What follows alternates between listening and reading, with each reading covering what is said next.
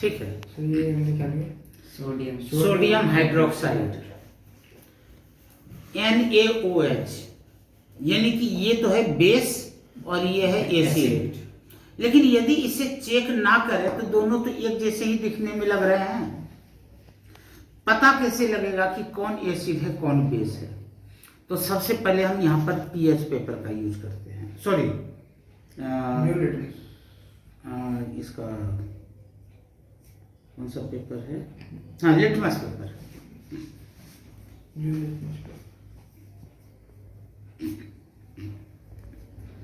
इसके मैंने 2 हिस्से कर लिए।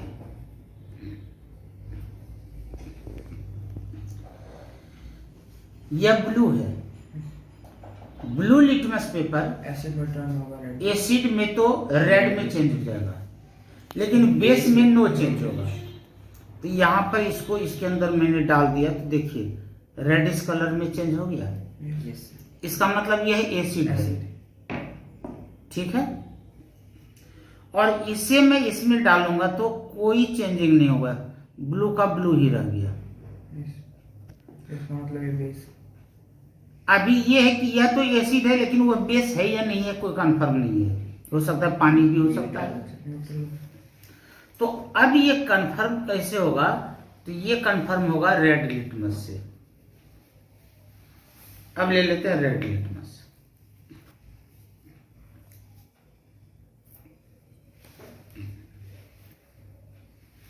अब रेड लिटमस यहां पर इसको ब्लू में चेंज कर देगा। देखिए ब्लू में चेंज हुआ, ठीक है। लेकिन यदि आप एसिड में डालते हैं रेड को तो नो चेंज, रेड का ये रेड ही रह जाएगा। यहां तक क्लियर हो गया? ठीक है। लेकिन यह कितना स्ट्रॉन्ग एसिड है या कितना स्ट्रॉन्ग बेस है, ये पता कैसे लगेगा? तो देखते हैं, यदि पीएच पेपर होगा तो ये है पीएच पेपर, ठीक है। पीएच पेपर से हमें पता लगेगा कि कौन कितना स्ट्रॉन्ग है, और उसके बाद हम कैलकुलेशन भी कर लेंगे कि पीएच नंबर उसका कितना है। तो मैं यहां पर 2 पीएच पेपर ले रहा हूं, एक एसिड के लिए और एक बेस के लिए। पहले मैंने इसको एसिड में डिप किया, ठीक है। Red strong. अब क्या है वो थोड़ी देर के बाद पता लगेगा। और इसे मैंने बेस के अंदर डिप किया,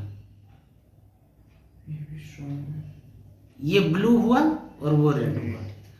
अब यहां पर आप देख सकते हैं कि इसके ऊपर क्या है, नंबर है। अब इस जब ये अच्छे तरीके से सूख जाए तो फिर इसके साथ मैच कराएंगे कि इसका कलर कैसा हुआ। लगभग 10 नंबर जो है वैसा कलर हो रहा है क्या? Yes sir. हालांकि यहाँ पर 1 से लेकर के 14 तक होने चाहिए, इसने 10 तक ही दिया है। इसका मतलब कि इसका पीएच 10 से भी ज्यादा होगा, क्योंकि नीचे आएगा तो और ब्लू हो जाएगा। समझ में आ गया? Yes sir. बस बुक में दिया होगा, कोई दिक्कत नहीं, उसे मैच कर लेंगे। और ये जिसे कि आपने एसिड में डाला था, इसको अब मैच कीजिए। तो ये ऊपर वाले से मैच कर रहा है क्या? yes. इसका मतलब कि इस एसिड का पीएच वैल्यू 1 है और इस बेस का पीएच वैल्यू 10 से ज्यादा है, तो नियर अबाउट की 12 या 13 होंगे। 12.5।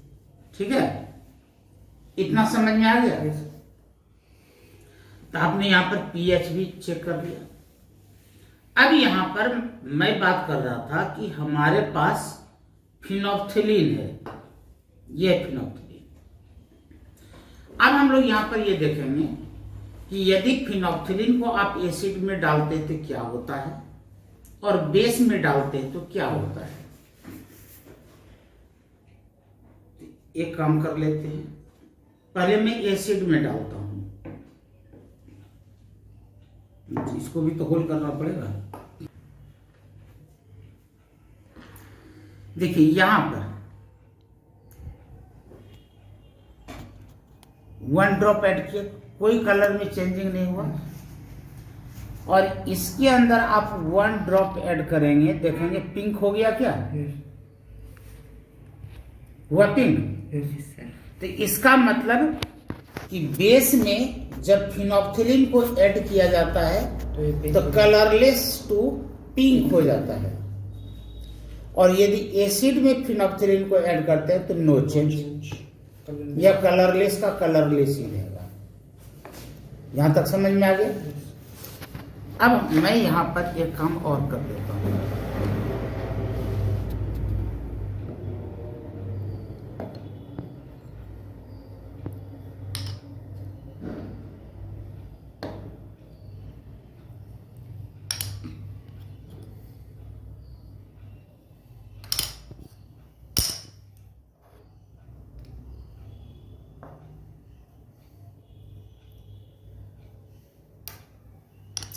दोबारा मैं यहां पर एसिड और बेस ले रहा हूं।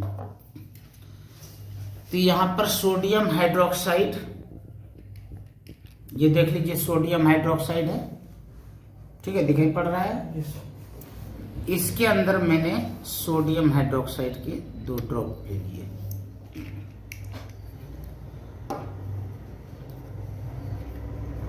और यहां पर ये देख लीजिए हाइड्रोक्लोरिक एसिड लिखा हुआ है, HCl। इसके अंदर मैंने HCl को ले लिया। अब चेक करना है कि what happens when if we add methyl orange in acid and base.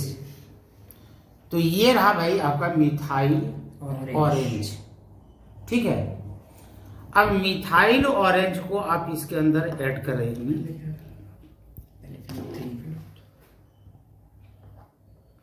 तो देखने पर आपको याद रहेगा अच्छे तरीके से।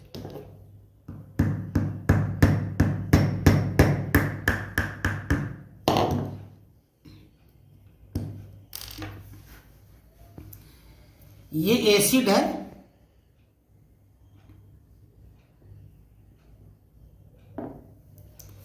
तो इसमें कलरलेस से रेड हो गया, यानी कि जो इसका कलर था वही रह गया। Yes. लेकिन इसके अंदर जब आप डालेंगे बेस के अंदर तो यह येलो कलर का हो जाएगा।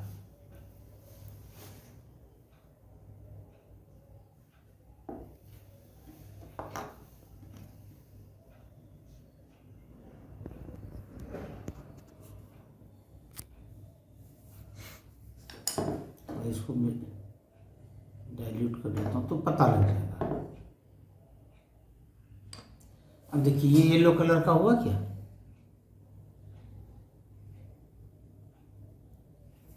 इसमें थोड़ा और ये डाल देता हूं, सोडियम हाइड्रोक्साइड।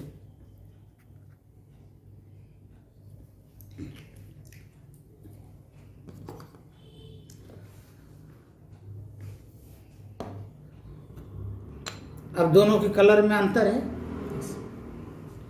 तो एसिड में यदि आपने मिथाइल ऑरेंज डाला तो यह रेड कलर या पिंक कलर का हुआ, लेकिन सोडियम हाइड्रोक्साइड के अंदर यानी बेस के अंदर डाला तो यही येलो कलर का हो जाता है। तो एसिड बेस की पहचान आप अच्छे तरीके से याद कर लिए, यहां तक कोई दिक्कत? अब हम लोग इसके बारे में बात करेंगे कि ये जो हमें सॉल्यूशन मिला, यह एसिड है, यह बेस है। तो सबसे पहले तो मैं पीएच पेपर से ही पता कर लेता हूं।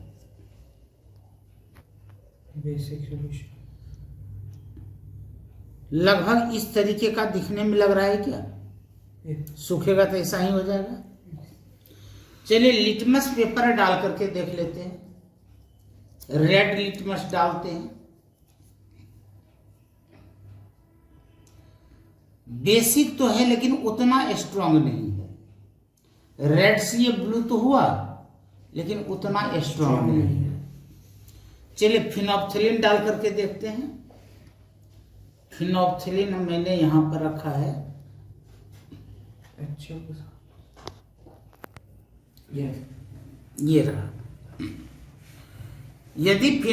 इसके अंदर डालते हैं तो पिंक कलर का हो जाएगा। हो गया? Yes. अब तो कंफर्म हो गया कि मेटल का कोई भी ऑक्साइड होगा वह क्या होगा, बेसिक नेचर का होगा। इसलिए मेटल के ऑक्साइड को बेसिक ऑक्साइड कहते हैं। अब यदि कोई पूछे कि बेसिक ऑक्साइड का मतलब, तो if any type of oxide is dissolve into water, after dissolving it gives base. यदि वाटर में डिजॉल्व करने के बाद वह बेस बनाता है तो दैट इज बेसिक ऑक्साइड। और यदि किसी ऑक्साइड को आपने वाटर में डाला और उसने एसिड बनाया तो वह एसिडिक ऑक्साइड। यदि कुछ नहीं बनाया तो न्यूट्रल ऑक्साइड। यदि दोनों बना लिया तो amphoteric oxide.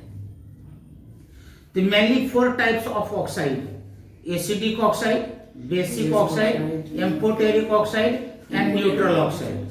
Normally all metal oxides are देखिए एम्फीबिया का नाम सुने हैं। एम्फीबिया क्या है, फ्रॉग, मेंढक। वो पानी और जमीन दोनों पर जिंदा रह सकता है। तो जिसमें 2 कैरेक्टर आ जाए वो एम्फो हो गया। तो यदि मान लीजिए हमारे पास कोई ऐसा ऑक्साइड है जिसमें एसिड का भी नेचर है और बेस का भी नेचर है, इसका मतलब उसमें 2 नेचर है, तो उस ऑक्साइड को क्या कहा जाएगा, एम्फोटेरिक ऑक्साइड। समझ में आया? यहां तक किन्हीं को कोई डाउट नहीं। तो जो